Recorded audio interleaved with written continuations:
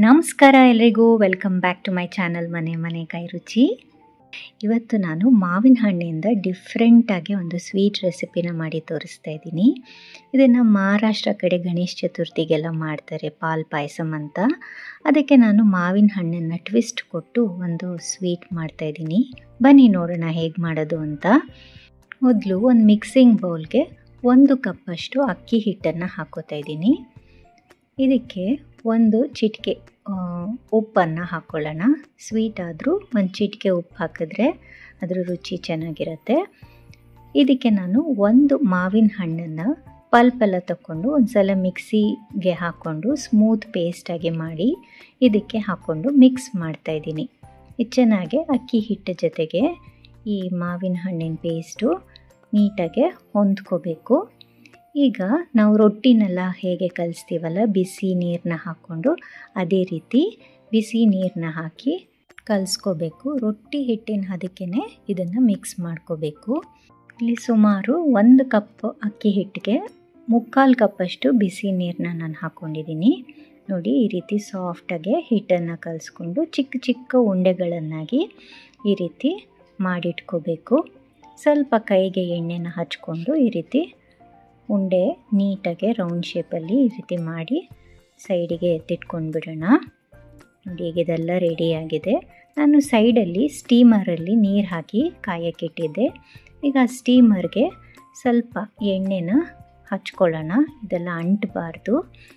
ಹಾಗಾಗಿ ಈಗ ಎಣ್ಣೆ ಎಲ್ಲ ಹಚ್ಕೊಂಡು ನಾವು ಮಾಡಿಟ್ಕೊಂಡಿರೋ ಉಂಡೆಗಳನ್ನೆಲ್ಲ ಈ ಸ್ಟೀಮರಲ್ಲಿ ಇಟ್ಟು ಒಂದು 10ರಿಂದ 15 ನಿಮಿಷ ಬೇಯಿಸ್ಕೊಳ್ಳೋಣ. ಇದನ್ನು ನೋಡಿ, ಈಗ ಇದನ್ನೆಲ್ಲ ಜೋಡಿಸ್ಕೊಂಡಿದ್ದೀನಿ. ಮುಚ್ಚಳ ಮುಚ್ಚಿ ಒಂದು 15 ಮಿನಿಟ್ಸ್ ಬೇಯಿಸ್ಕೊಳ್ಳೋಣ. ಅಷ್ಟರಲ್ಲಿ ಇನ್ನೊಂದು ಪಾತ್ರೆಗೆ 1 ಬೌಲಷ್ಟು ಹಾಲನ್ನು ಕಾಯಕ್ಕಿಟ್ಕೋತಾ ಇದ್ದೀನಿ. ಇದು ಚೆನ್ನಾಗಿ ಉಕ್ಕಿದ ಮೇಲೆ ಇದಕ್ಕೆ ಕಸ್ಟರ್ಡ್ನ ಹಾಕ್ಕೊಳ್ಳೋಣ. ಒಂದು 3ರಿಂದ 4 ಸ್ಪೂನಷ್ಟು ಕಸ್ಟರ್ಡ್ ಪೌಡರ್ಗೆ ನಾನು 1 ಕಪ್ಪಷ್ಟು ನೀರನ್ನು ಹಾಕಿ ಮಿಕ್ಸ್ ಮಾಡ್ಕೊಂಡಿದ್ದೀನಿ. ಅದನ್ನು ಈ ಕಾಯ್ತಾ ಇರೋವಂಥ ಹಾಲಿಗೆ ಹಾಕಿ ಕಂಟಿನ್ಯೂಸ್ ಆಗಿ ಈ ರೀತಿ ತಿರುಗಿಸ್ಕೋಬೇಕು. ನೋಡಿ, ಇದು ಗಟ್ಟಿ ಆಗ್ತಾ ಬರುತ್ತೆ, ನೋಡ್ತಾ ಇರ್ಬೋದು ನೀವು. ಇದೇನು ತುಂಬ ಟೈಮ್ ತೊಗೊಳ್ಳಲ್ಲ, ಒಂದು 5 ನಿಮಿಷಕ್ಕೆ ಗಟ್ಟಿ ಆಗಿಬಿಡುತ್ತೆ. ಮಾತ್ರ ಕೈ ಬಿಡದೆ ಆಡಿಸ್ಕೋಬೇಕು, ಅಂದರೆ ತಳ ಹತ್ತೋ ಚಾನ್ಸಸ್ ಇರುತ್ತೆ. ಈಗ ಇದಕ್ಕೆ 1 ಕಪ್ಪಷ್ಟು ಸಕ್ಕರೆನ ಹಾಕೋತಾ ಇದ್ದೀನಿ.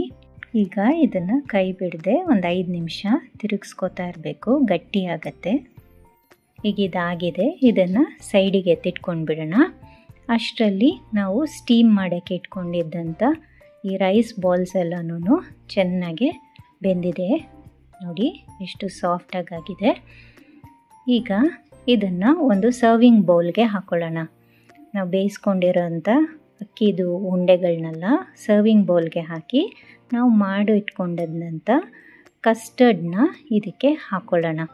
ನೀವು ಬೇಕಿದ್ದರೆ ಆ ಉಂಡೆಗಳನ್ನೆಲ್ಲ ಕಸ್ಟರ್ಡ್ ಹಾಲೊಳಗಡೆ ಹಾಕ್ಕೊಂಡು ಒಂದು 2 ಕುದಿ ಬರೋ ತನಕ ಕುದಿಸ್ಬಿಟ್ಟು ಸರ್ವ್ ಮಾಡ್ಬೋದು.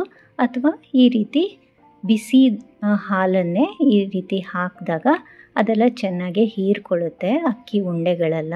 2 ಥರನೂ ಮಾಡ್ಬೋದು. ಇಲ್ಲಿ ನಾನು ತುಪ್ಪದಲ್ಲಿ ಕರೆದಿಟ್ಕೊಂಡಂಥ ಡ್ರೈ ಫ್ರೂಟ್ಸ್ನ ಹಾಕ್ತಾಯಿದ್ದೀನಿ.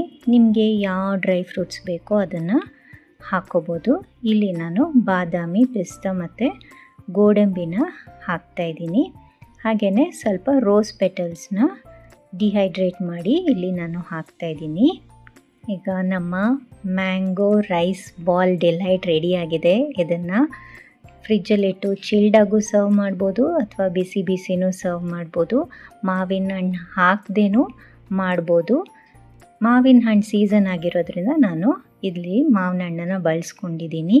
ನೀವು ಸಹ ಮಾವಿನ ಹಣ್ಣಿನ ಸೀಸನ್ ಮುಗಿಯೋದ್ರೊಳಗಡೆ ಈ ರೆಸಿಪಿನ ಒಂದ್ಸಲ ಟ್ರೈ ಮಾಡಿ, ತುಂಬಾ ಚೆನ್ನಾಗಿರುತ್ತೆ. ಹಾಗೆಯೇ ಜಾಸ್ತಿ ಎಣ್ಣೆ ತುಪ್ಪನೂ ಬಳಸಿಲ್ಲ, ಆರೋಗ್ಯಕ್ಕೂ ಒಳ್ಳೆಯದು. ಟ್ರೈ ಮಾಡಿ, ಹೇಗೆ ಬಂತು ಅಂತ ಖಂಡಿತ ಕಮೆಂಟ್ ಸೆಕ್ಷನ್ನಲ್ಲಿ ತಿಳಿಸಿ. ಹಾಗೆಯೇ ಈ ವಿಡಿಯೋ ನಿಮಗೇನಾದರೂ ಇಷ್ಟ ಆಗಿದ್ರೆ ಪ್ಲೀಸ್ ಲೈಕ್ ಮಾಡಿ, ಶೇರ್ ಮಾಡಿ ಮತ್ತು ಸಬ್ಸ್ಕ್ರೈಬ್ ಮಾಡಿ ಅಂತ ಹೇಳ್ತಾ, see you in the next video. Happy cooking.